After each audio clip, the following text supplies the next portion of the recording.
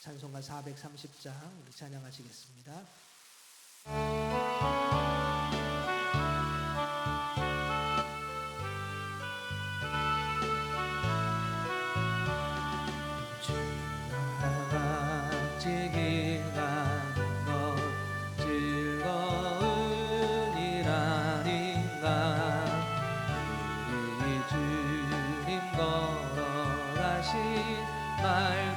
말잡지를 밟겠네.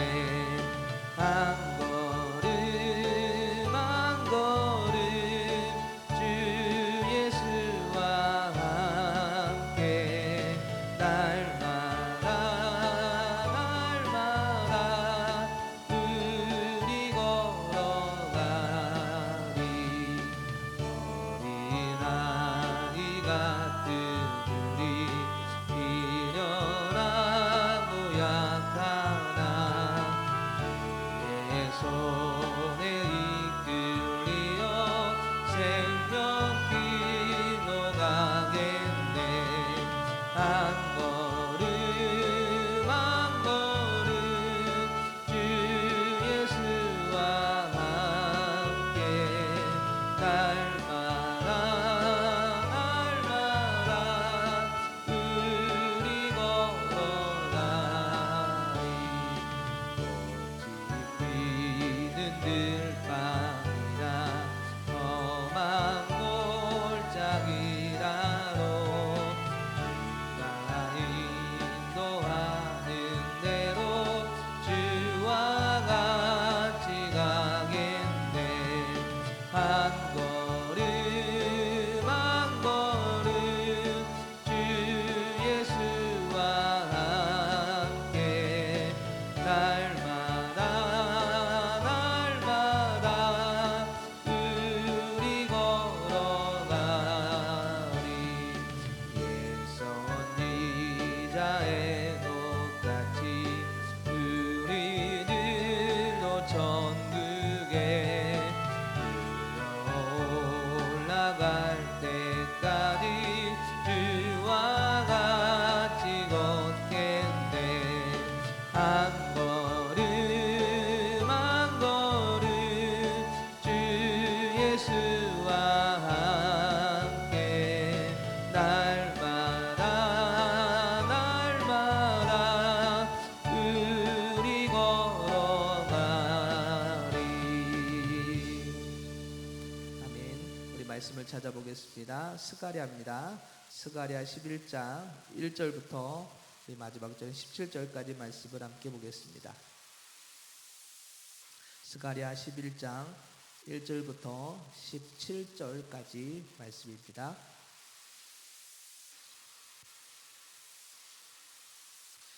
스가랴 11장 1절부터 11절까지 말씀, 우리 한 절씩 이 말씀을 교독하도록 하겠습니다. 레바논아, 내 문을 열고 불이 내 목향목을 사르게 하라. 너 잣나무여 곡할지어다. 백향목이 넘어졌고 아름다운 나무들이 쓰러졌음이로다. 바산의 상수리 나무들아 곡할지어다. 무성한 숲이 엎드러졌도다. 목자들의 곡하는 소리가 나며 그들의 영화로운 것이 쓰러졌음이로다.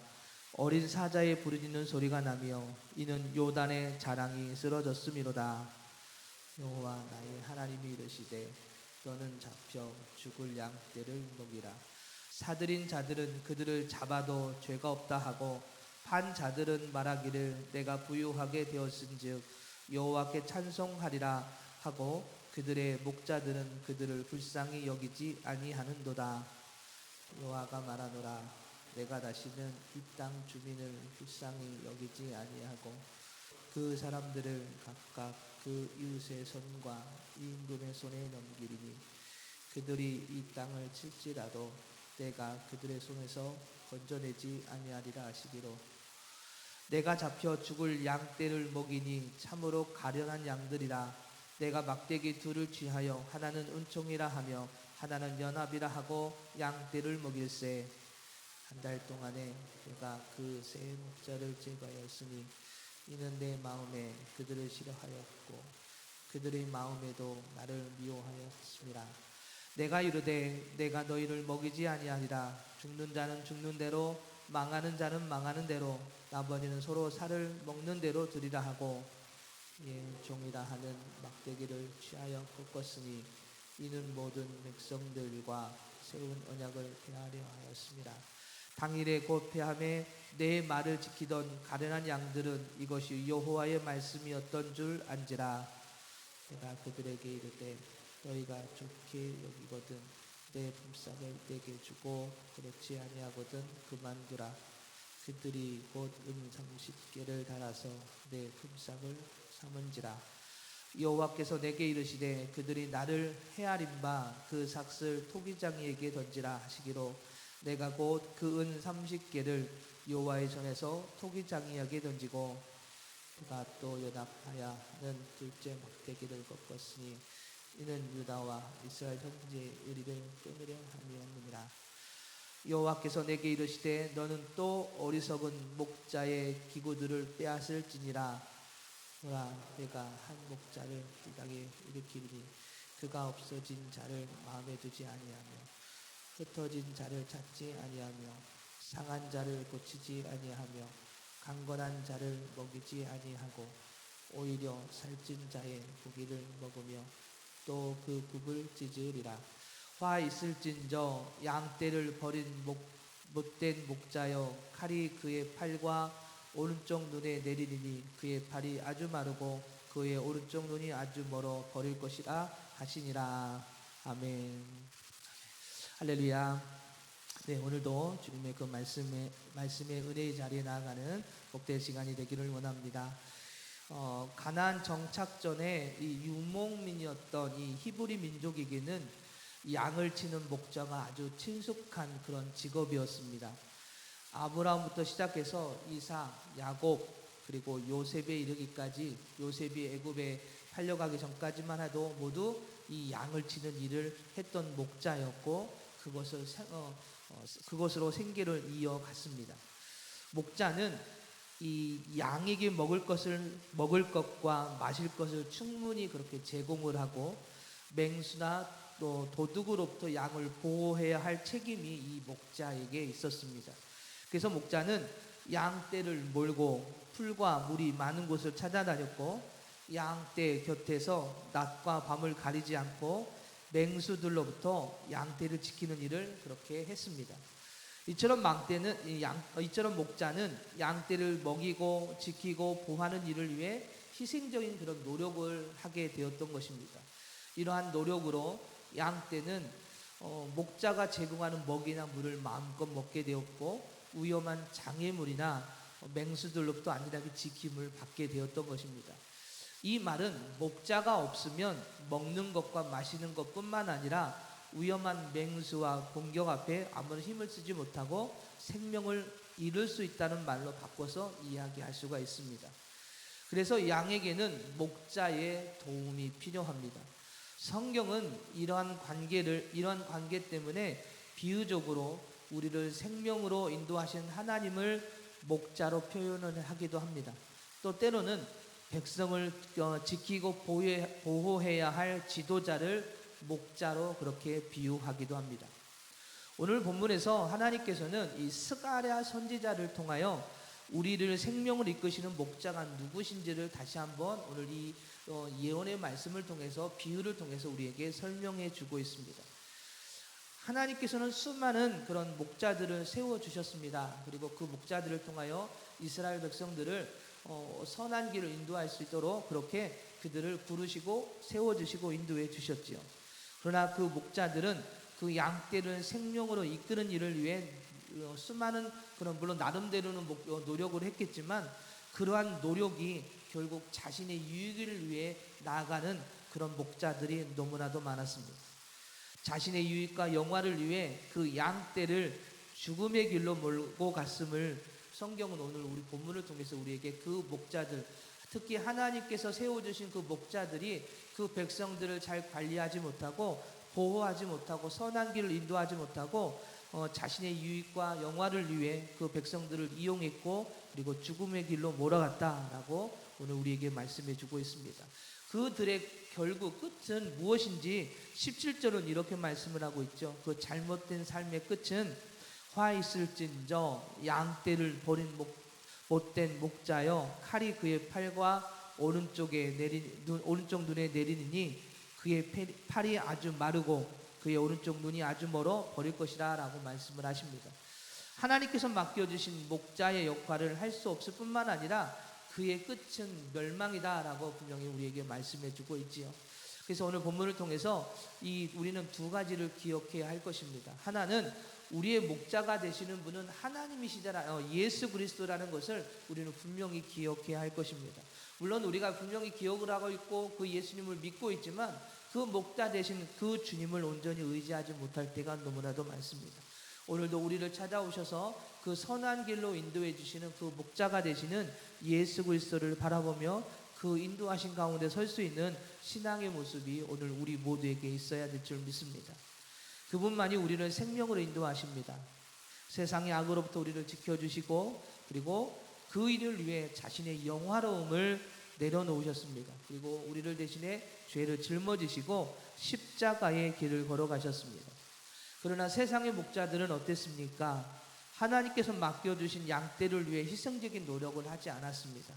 반대로 양떼를 자신의 유익을 위해 사용하여 우리는 죽음의 길로 몰아갔습니다. 그런 목자들을 하나님은 가만두지 않으신다라고 말씀을 하고 계시지요. 3절을 보시면 이렇게 말씀하고 있습니다. 목자들의 곡하는 소리가 나며 그들의 영원한 것이 쓰러졌음이로다 라고 말씀을 하고 있습니다. 여기서 목자들은 앞에서 설명했던 것처럼 이 하나님을 목자라고 표현을 하고 있기도 하지만 하나님께서 세워주신 왕이나 지도자를 목자로 표현하기도 합니다. 오늘 본문에서는 이 목자는 바로 이 왕이나 지도자를 의미합니다. 특히 종교 지도자들을 의미하는데 그들은 하나님께서 맡기신 양떼를 말씀을 따라 선한 길로 인도하지 못하고요. 자신의 영화를 쌓는 일에 백성들을 이용한 것뿐만 아니라 그들을 죽음의 길로 몰아갔다라는 것이죠. 그래서 하나님께서는 그 영화로움을 쓰러뜨릴 것이며 그 일로 인하여 목자들은 곡하게 될 것이다 라고 말씀을 하신 것입니다. 그렇다면 여기서 영화로운 것이 무엇일까요?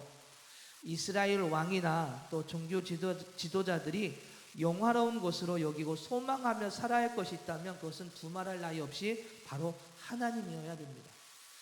그들은 하나님의 인도하신 가운데 세워진 자들이고 그리고 그들이 맡은 사명은 이스라엘 백성들을 그 하나님께로 인도하는 역할을 하는 것이 이 왕이나 종교 지도자들의 역할입니다. 그런데 그들은 어땠습니까? 그 영화로우신 하나님을 온전히 바라보지 못했습니다.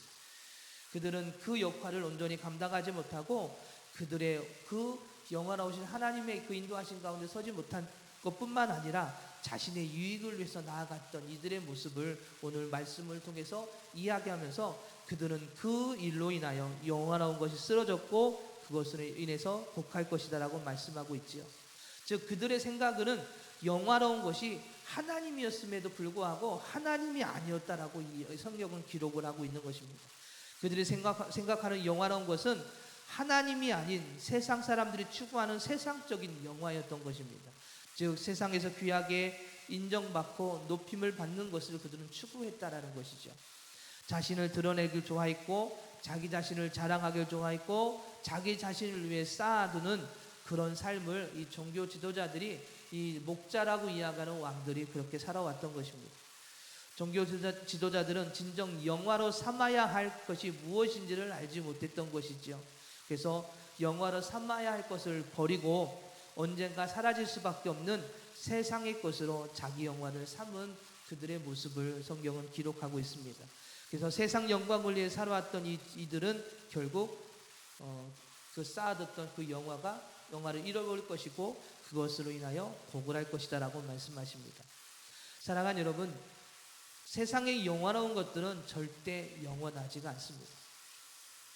세상 영화는 다 유한하고 일시적입니다.